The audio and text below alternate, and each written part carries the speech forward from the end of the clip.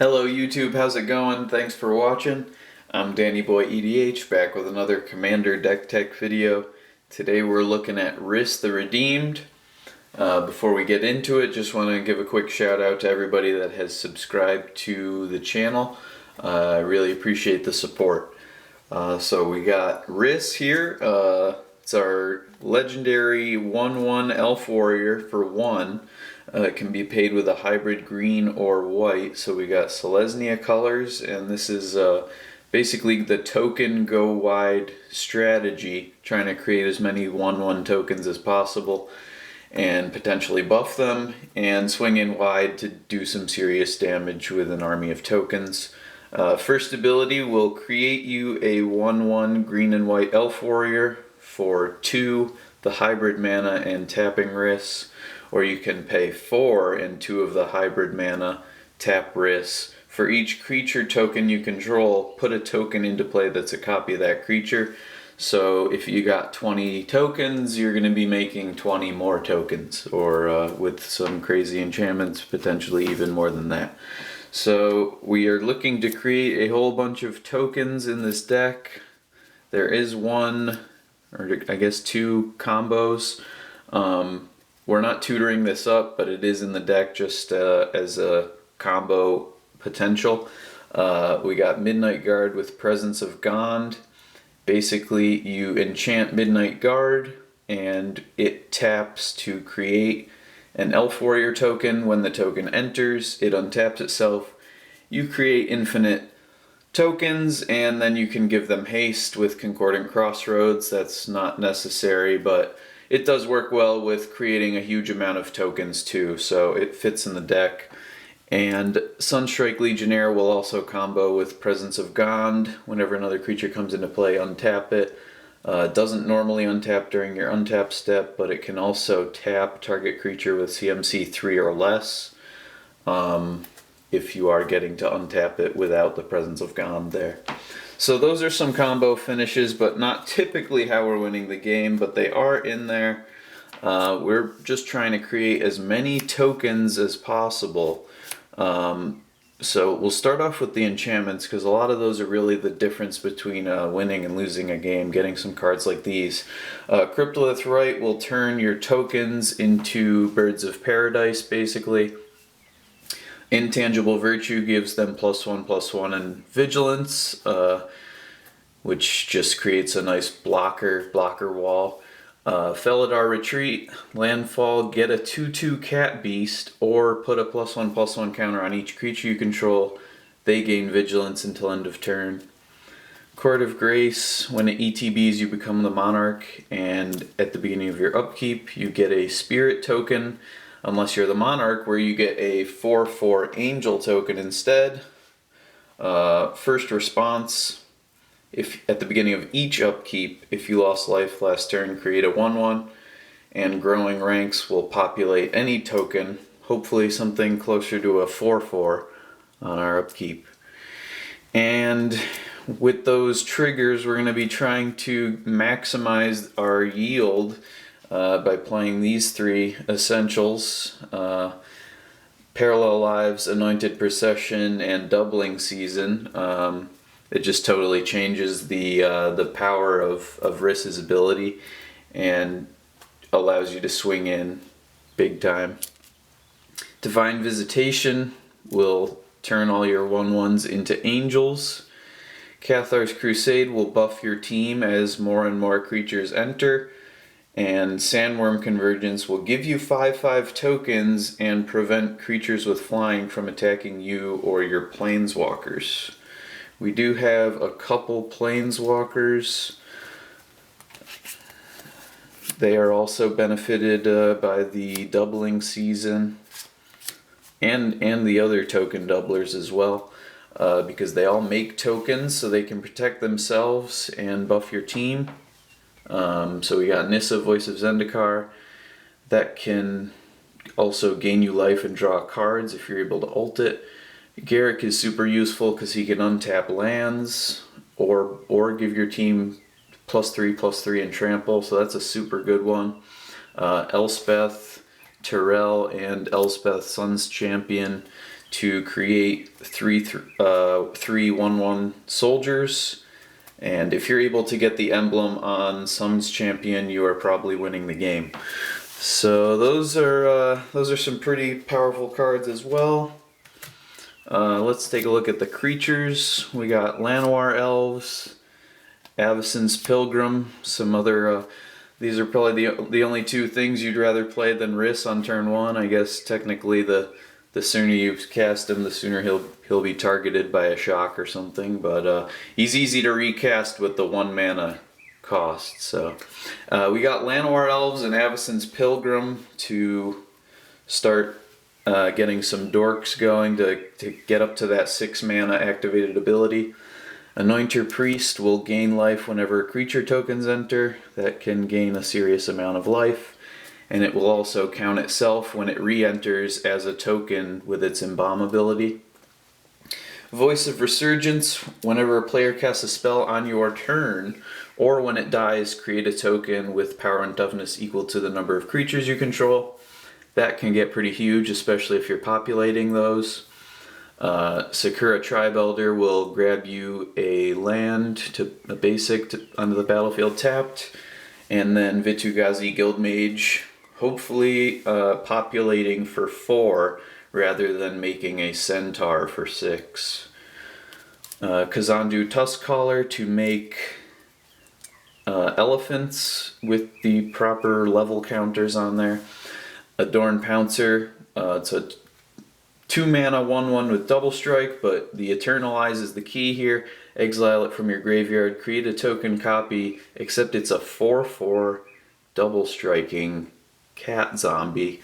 That's a huge token to populate or get multiples of. Scoot Swarm, I think everybody's familiar with that card now. That can create a huge swarm all on its own, as its name would suggest. Wayfaring Temple can populate on combat damage. Imperious Perfect buffs your elf tokens as well as your commander and can make 1/1s for a cheaper cost than Rhys. Heliod gives all your creatures vigilance and can also be used as a mana sink to create tokens. Keeper of the Accord will get you a land or a token on your opponent's end step, depending if you have less than them of creatures or lands. Tristani, definitely another potential commander for this deck. The Selesnaya tokens, that's more of a big token strategy, copying stuff like the 4/4 double striking cat. That's more like that kind of deck, whereas this is like a go wide with small tokens. That could potentially be bigger too, but Bio-Waste Blob. At the beginning of your upkeep, if you control a commander, create a token that's a copy of it. Basically like a little less broken version of Scoot Swarm. Amiria Angel will create birds on landfall triggers. Tristani, the other one, is a lord for all your creatures, including your tokens. It creates 2 tokens when it enters, and at the beginning of your end step, each player gains control of all creatures they own. God Eternal Oketra, whenever you cast a creature spell, create a 4/4 zombie with vigilance. Just getting one of those out and being able to populate it is pretty huge, but when Oketra dies or is put into exile, you can put it into your library 3rd from the top, so definitely good to get that back and create more of those tokens.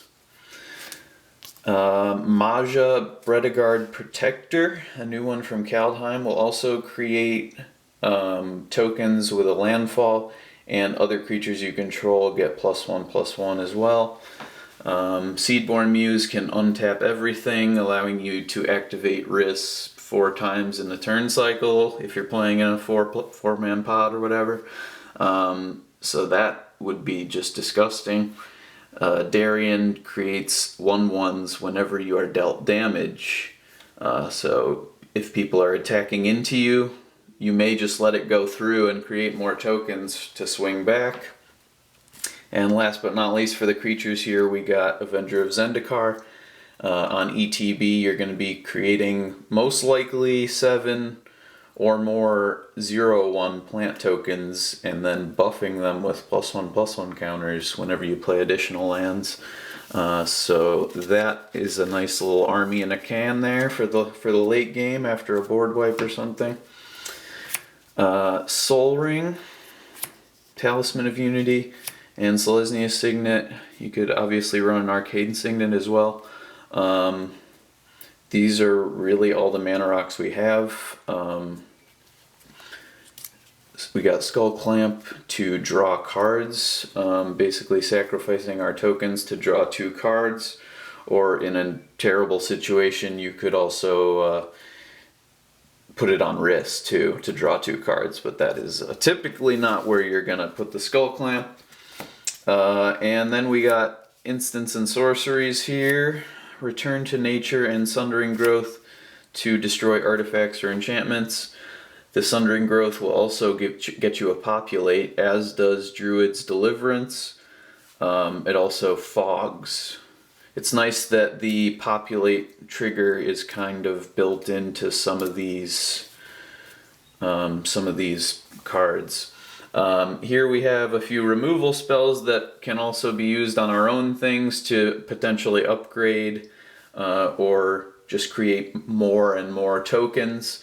But of course, Beast Within and Generous Gift are super useful on removing practically anything. Rootborn Defenses to give our team indestructible until end of turn and also populating. Kodama's Reach and Cultivate to help us get to the 6 mana activation on Rhys. Advent of the Worm will give us a 5 mana token with Trample for 4 mana. At instant speed, no less. And Second Harvest, basically the bottom ability of Rhys. For each token you control, put a token onto the battlefield that's a copy of that permanent. So that is a great way to, that's a great one to play on somebody's end step before your turn to create a massive army. And speaking of massive armies, we got Increasing Devotion for 5 mana, put 5 1/1s onto the battlefield. Then you can flash it back for 9 mana and create 10 of those tokens, if not more. Imperial Storm, when you cast this spell, copy it for each time you've cast your commander from the command zone this game. So I guess that could be one of the rare situations where clamping Rhys might pay off, is if you're basically creating extra angel tokens. Especially with something like a doubling season on the battlefield, the Imperial Storm can be pretty good late game. So say you've cast Rhys twice, you'd get 3 tokens. Phyrexian Rebirth, destroy all creatures, then create a horror token with power and toughness equal to the number of creatures destroyed this way. That's a great one to populate, especially after everybody else's creatures are gone. And then we got Secure the Wastes to put X warrior tokens onto the battlefield at instant speed. Entreat the Angels, good miracle card if you can pay it for the miracle cost. And then the Amiria's Call. Create 2 angel warrior tokens with flying, and non-angels you control gain indestructible until your next turn. On the back side, it is a land, and with that, we will segue into the other lands. If we count that flip card as half a land, we're at 36.5 lands in this deck. We got Command Tower, Temple of Plenty to scry, Temple Garden for the shock if we need it. Selesnaya Sanctuary to bounce and then create extra mana. Secluded Steppe and Scattered Groves for cycling. We got Evolving Wilds to search for the basics. Grove of the Guardian. That one can create an 8/8 elemental with vigilance. You do have to pay 5, tap it, and tap 2 untapped creatures you control, as well as sacrifice the land. But yeah, sometimes you need the 8/8, and it's a huge token to populate. or get multiples of. Salt Crusted Steppe for mana storage. And then we have 16 forests and 11 plains. So that's basically everything we got here. It's a fun commander. I really like the token strategy, just creating an army of tokens. Of course, you gotta go and get all of the tokens that you need, but it's nice to have those. It's fun to just go wide and create a huge army of tokens at your disposal. So definitely a fun commander, and can really go off with some of those cards like Anointed Procession, Parallel Lives, Doubling Season.